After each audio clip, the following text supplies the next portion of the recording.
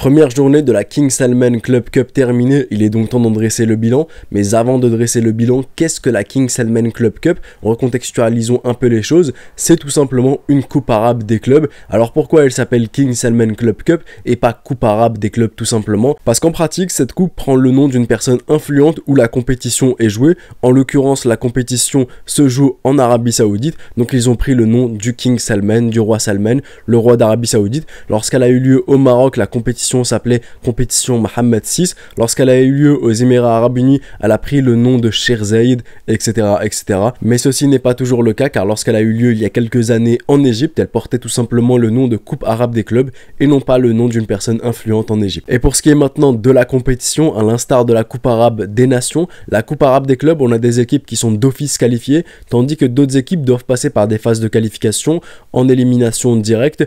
Et ensuite, au total, on a 16 équipes qui sont réparties dans 4 groupes. Donc dans chacun des groupes, il y a 4 équipes. Les 2 premiers passent, vont directement en quart de finale. Puis ensuite, on a sur un match sec, quart de finale, demi-finale, puis une finale pour désigner un vainqueur. Et passons donc au bilan de la première journée de la King Salman Club Cup. On va d'abord voir tous les résultats des 8 matchs qui ont eu lieu le 27 juillet et le 28 juillet. Et ensuite, on verra le classement dans chacun des groupes. C'est le club du Qatar Al Sadd et le club marocain du Wydad qui ont ouvert le bal sur le score de 0-0. Alors l'arbitrage, je trouve qu'il a un peu été sévère envers le Wydad. Le carton rouge de Gebron est totalement mérité, ça je n'ai rien à dire là-dessus, mais ensuite je trouvais quand même que l'arbitre a été sévère avec le Wydad. Je pense qu'il y avait des cartons qui n'ont pas été distribués côté d'Al Sadd et je pense même qu'il y a un penalty qui aurait dû être sifflé pour le Wydad. Ensuite, la deuxième rencontre opposait le club tunisien, club sportif sfaxien, au club irakien Al Shorta, un match qui s'est soldé sur le score de 1-0 pour le club irakien.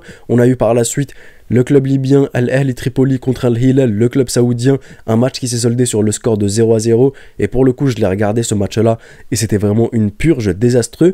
Mais heureusement que la journée s'est très bien terminée avec ce choc entre l'Espérance de Tunis, le club tunisien, et Al Ittihad FC, le club saoudien. Un match qui s'est soldé sur le score de 2-1 en faveur du club d'Al Ittihad et où Benzema nous a fait part de ses qualités. Un Benzema passeur décisif, un Benzema buteur, un Benzema qui nous montre qu'il n'est pas là simplement en vacances, mais qui est là pour remporter des trophées et encore jouer au football. Le lendemain, le 28 juillet, on a eu le droit à un très gros choc entre le club algérien Belouizdad et le club marocain du Raja Casablanca. Et à noter que la journée du 27, on n'avait eu que des matchs Asie contre Afrique, et pourtant la journée du 28, on a que des matchs entre des équipes du même continent, soit Afrique contre Afrique, soit Asie contre Asie, mais pas d'Afrique contre Asie. Et pour en revenir au match, le club algérien Belouizdad jusqu'à la 58e minute menait sur le score de 1-0, puis le Raja a égalisé et dans le Money Time, dans le Fergie Time, le Raja a remporté son match. Et quelques minutes après, on a eu le droit au plus gros score de cette première journée, au plus gros tarif de cette première journée de King Salman Club Cup, une opposition entre le club égyptien Zamalek et le club tunisien Monastir, Al Ittihad El Monastiri, un match qui s'est soldé sur le score de 4-0 en faveur du Zamalek. Et que dire de cette équipe du Zamalek sous ce nouveau coach, ce coach mexicain qui propose une animation offensive dingue. Si ce coach a de meilleurs éléments en sa possession, je pense qu'il peut faire de très belles choses avec Zamalek et je pense qu'il peut remporter la coupe de la Confédération l'année prochaine. On a ensuite eu l'avant-dernier match de cette première journée opposant le club koweïtien d'Al Koweït au club des Émirats Arabes Unis Al Wahda, un match qui s'est soldé sur le score de 2-1 en faveur d'Al Wahda. Et enfin, le dernier match de cette première journée de King Salman Club Cup, c'était une opposition entre 2 équipes du même pays cette fois, Al Nasr et Al Shabab, un match qui s'est soldé sur le score de 0-0, un match où CR7, Seko Fofana, Alex Telles, Talisca, Marcelo Brozovic n'ont pas joué l'entièreté du match parce qu'ils avaient déjà joué un match la veille contre l'Inter. CR7, Talisca, Alex Telles et Seko Fofana sont rentrés vers la 60e minute. Malheureusement, ils n'ont pas pu faire la différence. Ils ont fait la différence sur le terrain, mais sur le score, la différence n'a pas été faite. Et un très beau but pour le coup, marqué hors jeu de la part de CR7. Et de l'autre côté, j'ai été agréablement surpris par cette équipe d'Al Shabab qui propose de très belles choses, mais malheureusement qui manque de finition. Et passons maintenant au classement à l'issue de cette première journée. Groupe A, à la première position, on a l'Ittihad avec 3 points. Deuxième position, on a Ashurta avec 3 points. Troisième position, on a l'Espérance de Tunis avec 0 points. Et quatrième position, on a le club sportif sfaxien avec 0 points aussi. À l'issue de la troisième journée, je pense que 2 clubs passeront. Si je dois me mouiller, je dirais Al Ittihad Jeddah parce que pour moi, c'est l'une des équipes les plus fortes et je les place même favoris de cette compétition. Et en deuxième position, je mets l'Espérance de Tunis.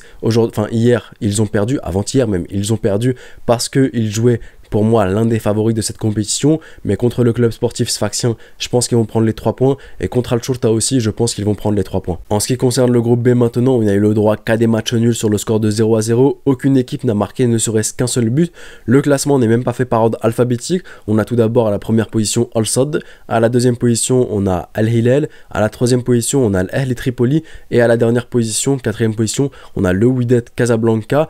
À l'issue de la troisième journée, je vois le Wydad se qualifier en quart de finale, et pour la deuxième équipe, honnêtement, il n'y a aucune équipe qui m'a donné satisfaction. Je ne vois pas qui pourrait passer, mais si je devais me mouiller, je donnerais peut-être la meilleure équipe sur le papier actuellement.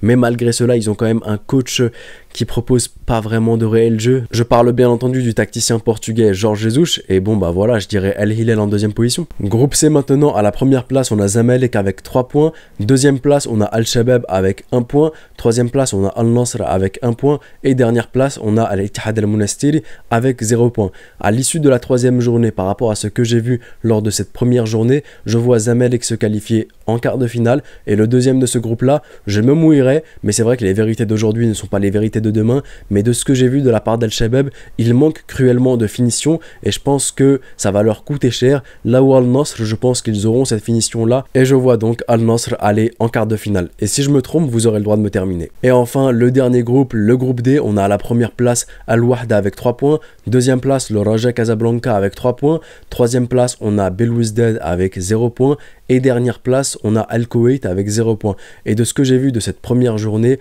je pense que c'est les deux clubs africains qui iront en quart de finale, donc le Raja Casablanca et Belouizdad. Et on arrive donc à la fin de cette vidéo bilan de la première journée de la King Salman Club Cup.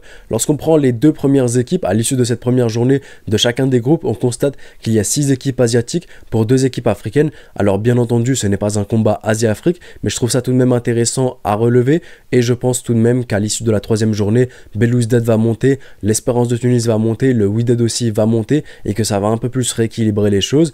Voilà quel était mon bilan, voilà quels étaient aussi mes pronostics. Je ferai aussi un bilan de la deuxième journée où je risque très probablement aussi de retourner ma veste comme je le faisais lors de la CAN U23, où à chaque fois je disais bah finalement je vois une autre équipe aller en quart de finale. Ça fait partie du jeu, c'est totalement chill. Donnez-moi vous votre bilan de cette première journée, qu'est-ce que vous en tirez? Est-ce que vous aimez cette coupe arabe des clubs, cette King Salman Club Cup?